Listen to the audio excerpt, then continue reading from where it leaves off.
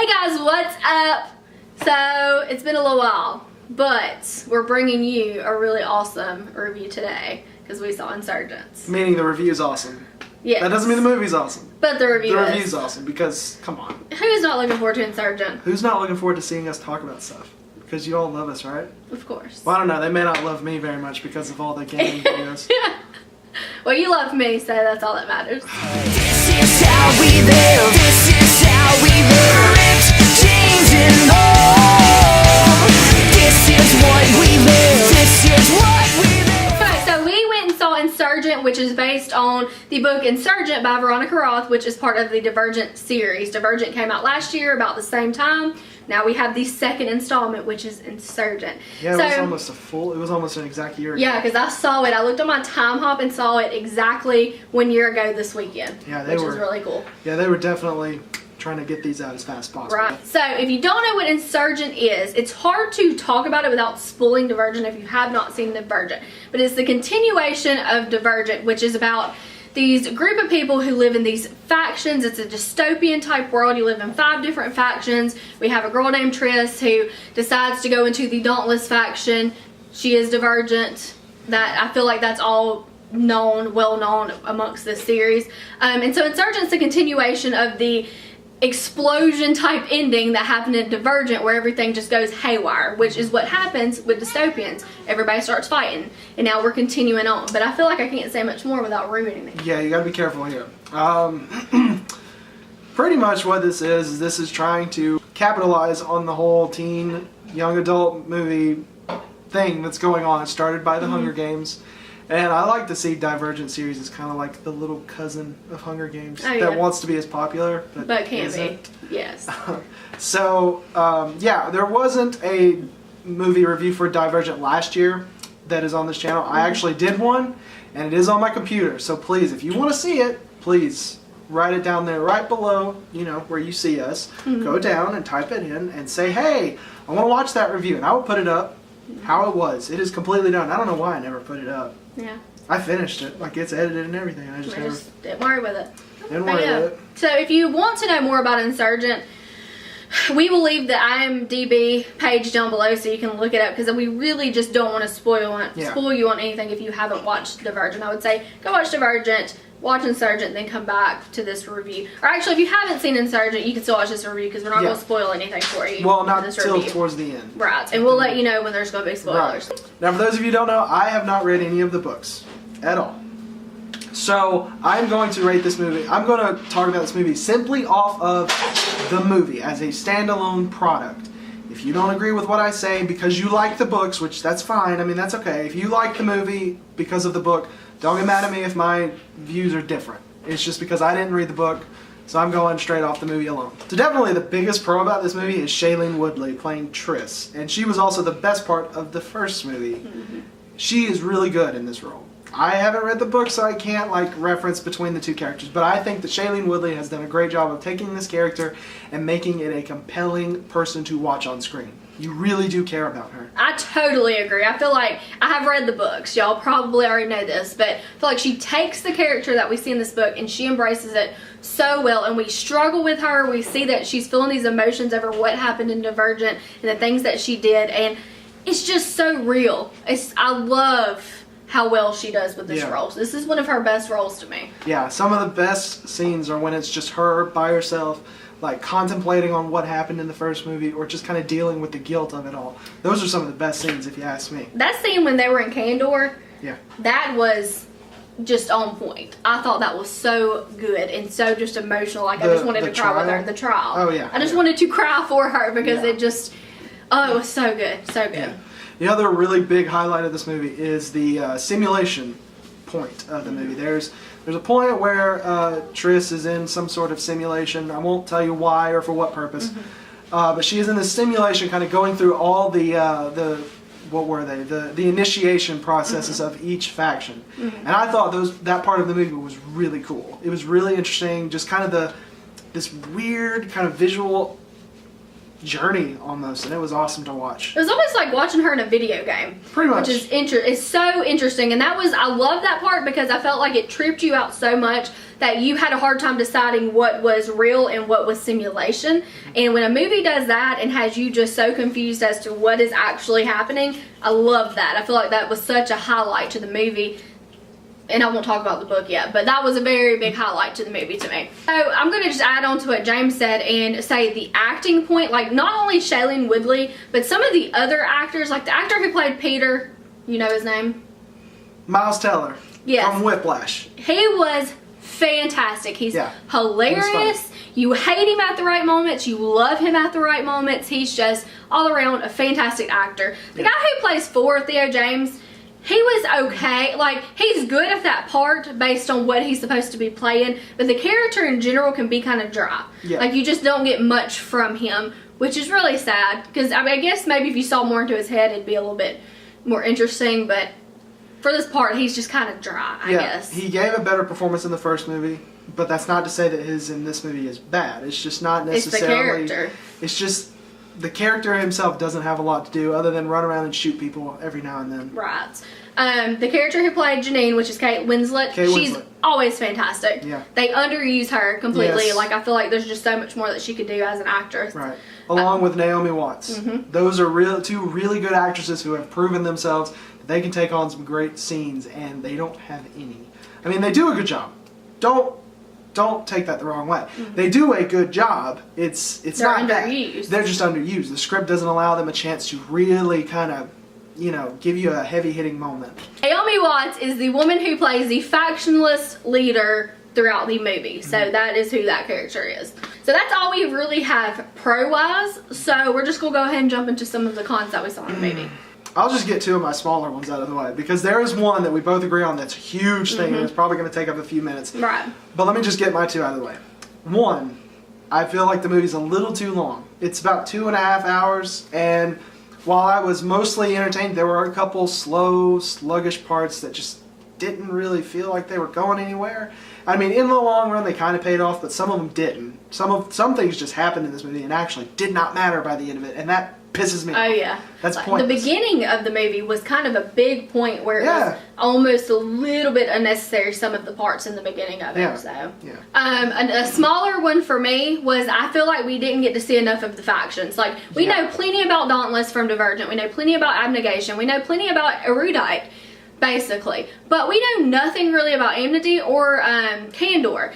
And I felt like in this movie we should have got to see those factions a lot more. Like, they go to those two factions, but we don't get to see the interaction with the people like we should have. So you don't really get a sense of what those factions are supposed to be, and that could have been played out a little bit better, maybe more, take some of the pointless scenes out and add more to them being at those factions. Yeah, see, whereas Hunger Games you have like 12 districts, right? Mm-hmm. It's understandable that we can't see all 12 of them in 4 movies. Right. The Divergent series, however, there are 5. So I feel like we should see every single one of them in a pretty good amount of detail. Throughout the entire series. Throughout the entire thing, because it feels like only 3 matter. Especially when we have 4 freaking movies coming out. And we'll get to that later. So. We will get to that later, because that's a problem. So that was one of my cons. So now to get to the real flaw. This is the one. This is the one that kind of dragged this movie way down than it should have been. And that is that it ends at a point where you really feel, as someone who has not read the books, it ends at a point where you feel as if there's no need for any more movies. But yet we're getting 2 more. 2. We are getting the third one split into 2 movies. 1 is already unnecessary. Having another movie in general is already unnecessary from someone who has not read the books, from someone who just watched this movie as it is. So now, going into the next movie, and even the one after that, it's going to feel so unnecessary, and it's going to feel stretched out. It's not going to be fun at all. Yeah, and I'm totally on track with what he's saying. I agree 100%, and I have read the books, and I feel like they completely changed the ending of the book, so it could be different, but the way that they ended this movie makes you feel like there should not be another movie. It should just be a duology. It gives you this hope that everything's going to be fine. And now you're kind of like, how are they going to start off Allegiant? Like, where are they going with this? after that ending, and I did not like that. I feel like they should not have changed the ending the way that they did. Yeah, that was the major problem with the movie, and I feel like they had a section, like the last second of this movie is supposed to be this cliffhanger, but honestly, no, it doesn't feel like that. It feels like, okay, it's over. Well, that I saw that coming a mile away anyways. Yeah. So they just showed it to us. Yeah. So it did not feel like this Insurgent does not feel like it needs to have any more movies. It feels like this could be the end and it would be fine. And that's that. I mean, but if you think of it like, if we were to look at this ending as this is the last movie, it was a great ending. Yeah, like it was filmed so well, but it wasn't put in a place that it should be put. Right. So, yeah, that was a pretty big flop on our end. That was the worst thing about the movie. That is all we have pro and con wise. That's it. It was, we had a good amount of even on both of them, I guess. Yeah. So, This movie was better than I expected it to be. Going into it, I heard a lot of negative things about it from people who have not read the books like myself. So I was not looking forward to it. However, it turned out better than I expected. Sure, it has that one giant flaw and a couple other small ones, but it was not bad. So I'm going to go with the same score I gave the first movie, and that will be it's not terrible, it's not great, it's just K. And I'm actually going to go, I don't remember what I gave Divergent. I think I gave it a 3, but for this movie I am going to go with a 4 because I feel like the movie by itself was really good. I only had 2 kind of flaws with it, so other than that I really enjoyed the movie, so it's worth the price of admission. I do think that Insurgent was better than the first movie. Even though I gave it the same score, I think it's a better movie. And the reason why it's the same score is because, the movies we start out with, that kind of sets the scale. That kind of sets the standard for the scale for the rest of the year. So that's why it's the same this year. Because last year there was a whole different set of criteria to go by. Whereas this year it's a completely different thing. Right. So that's why it's the same score, but Insurgent is a better movie. So I'm going to do something a little bit different from what we normally do with book to movie adaptations. I feel like this movie should have the book talked about a little bit because there were so many differences. I just want to discuss them. So James is actually going to step out of the camera and I'm going to talk about the book some. Okay, so first of all, I'm going to start this like this. Spoiler alert. I'm going to be talking about the book and the movie and talking about specific things that happen in both of them. If you have not read the book and you want to read the book, you don't need to watch this. If you have not watched the movie and want to watch the movie without being spoiled, don't watch this. However, if you have watched the movie, don't plan on reading the book or whatever, you are more than welcome to stay and watch this. So the first thing I'm going to talk about is the beginning of the movie. When you watch the beginning of the movie, it's completely different from the beginning of the book. The book, they head straight to the faction list from the train. They don't go to Amity first. Well, in the movie, it starts off in Amity, and in my opinion, that was kind of a slow point for me, and it brought up Marcus. If you have read the book, you know that Marcus is a main character in Insurgent. He is kind of a very dependent character. Like, you need him in the book to make everything happen. They decided not to use Marcus very much in the movie, but in the very beginning scenes, you see Marcus say, Janine's doing this, this, and this. This is really important. We have to get it. And then nothing ever happens out of that. Like, you see absolutely nothing. That goes nowhere. You don't ever see Marcus again. Which I thought, what was the point of getting him to talk to Triss and Ford and make something happen when he wasn't going to have a point later? I found that very pointless if we weren't going to use him the way that we should have based on the book. Another big difference is the simulations. Like, yes, the order of how they go to the factions is pretty different, but I feel like that's not a huge thing that just impacts the movie besides it just not being long enough. But something that's huge that's very different is the way that the simulations occur. In the book, you don't have all these simulations to get to this box that's going to open up and tell everybody what is happening. The box is actually a computer program on Janine's computer that she is holding captive so that people don't find out what is actually going on the outside. So now it's making it look like Janine is trying to open this box to see what the founders say, and she has to use divergence in order to do that. And so they have to go through all these simulations to open this box. That was completely different. However, I felt like it was done a lot better in the movie. The movie just, I felt like that was a very fun part to watch, while in the book, that part can get kind of boring because she's basically locked up all these days. Like, it shows you over a matter of days seeing her basically being tortured and people betraying her and for trying to go and save her, and that was very long and it could get kind of boring, so thought the movie actually did that a lot better. Another big thing that was really different from the book and the movie is in the book, Triss is afraid to shoot a gun. She does not want to shoot a gun at all because of what happened with her mom and what happened with her killing Will. So she has this whole like post-traumatic stress disorder and cannot pick up a gun and freaks out every time she touches one. When the movie, that is not there at all. She's using guns, nobody cares, everything's fine.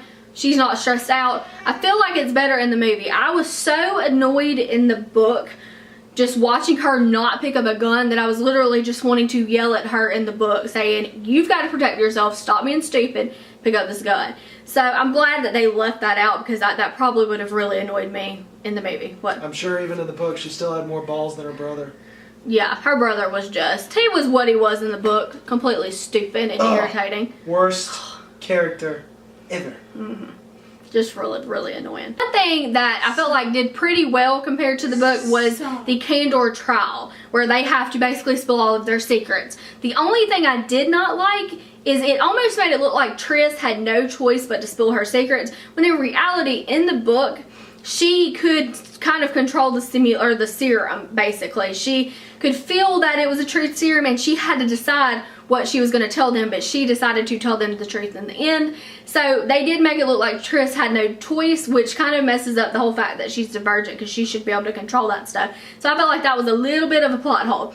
But the last thing I want to talk about, this video is not 30 minutes long, is basically the ending. The ending is so different in the book and I felt like it was done better in the book. You basically have Triss fighting Janine to get to this computer program. She has Four mad at her like throughout the whole book. At the end of the book, Triss convinces Four to show this program to everybody because, little bit of background here, Triss and Four fight throughout the entire book because Four feels that Triss is teaming up with his dad, who he hates, and his mother is trying to convince him that him and Triss do not belong, that Triss is the bad guy, so they're fighting throughout the entire book, and she has to convince him to show the computer program to everybody that is in Erudite. And so, or erudite, I don't remember, is it erudite or erudites? I don't know, y'all get the point. But anyways, so when the film is actually shown, it shows her talking about the outside world, outside of the fence. But it ends with, in this new world, I will be known as Elizabeth Pryor. And then it ends with everybody starts screaming. So that is a chaotic, very mind-blowing ending because she's obviously related to Triss. And that is what we expected to happen, and it didn't. What happens in the end of the movie is you see everybody hear this tape, all excited, and then they start leaving to go towards the opening in the fence. So it looks like everything's just going to be happily ever after, but it's actually giving you kind of a false hope for the next movies. That's why I felt like the ending was so messed up. I felt like the book ending was a lot better than the movie ending. But again, just to keep this video pretty short, those are the only things that really, there are other differences with the book and the movie, but those are the big things that stuck out to me that kind of either bothered me or I noticed made a big improvement to the movie. So that's all I have to say about the book and the movie. If you have seen the movie and you want to comment on the movie, comment down below. If you have read the book and you want to talk about some differences that you noticed, also comment down below. So I'm going to just bring James back in and we are going to finish this sucker out. I'm back. Alright, so that is all for this review. Go check out the coming soon video, which I did just a few days ago. That one, you should go watch that because it's very important. A lot of movies coming out and a lot of stuff that's going to be going on around here in our alley. We got some really fun videos coming up. We got some awesome stuff. I'm so excited about the videos we have coming up. I think we should tell them about the Harry Potter thing. Yes, I think y'all should know about Harry Potter because Harry Potter is life. So we made a little decision, and we don't know when this is going to happen, but it will happen in the next couple months. We want to have a Harry Potter movie marathon, all the way through. In one day, guys. In one sitting, in one day. So. Now let's give them a minute so everybody can freak out and be like, oh my gosh, because I know that's what you're all doing right Freak now. out happening. Yeah, so we don't know what else is going to be going on, but we are going to watch every one of them and we will review every single one of them. 1 through 8. And we will probably do this in more of a vlog style, so it's not just a forever long video. Yeah. And vlogs can be fun because y'all can watch our experience of watching the movies all at one time. So yeah. Right. It's going to be a lot of fun. We will definitely update you guys more about that when we are able to nail down scheduling times and things of that nature. And another thing that will be happening within the next week or two, we are going to do, we're going to bring back Flashback Friday. If you guys remember that from last year, it was where we rewatch a movie from the previous year or from whenever, and sometimes it's a movie we hate, sometimes it's a movie we like. And we're going to bring it back, we're going to rewatch it, and we are going to re-review it almost. And what's fun about the one we have coming up is the movie we're going to watch is Vampire Academy. Yeah. I have seen this movie. He has not. I hated it. So I'm so excited to make him watch this and us do a review of me have already seen it and seeing what he thinks of it for the first time. So definitely be looking forward to that. Right, I've heard a lot of interesting stuff about it, so I'm excited to watch it. It's going to be fun. Alright everybody, thank you for watching. Like I said, make sure to go check out those other videos because they're really cool. If you haven't subscribed to our channel right here, first off, why? And then second of all, do it! Now! Like, go do it! Do it. Do it! If you want to see all this cool stuff.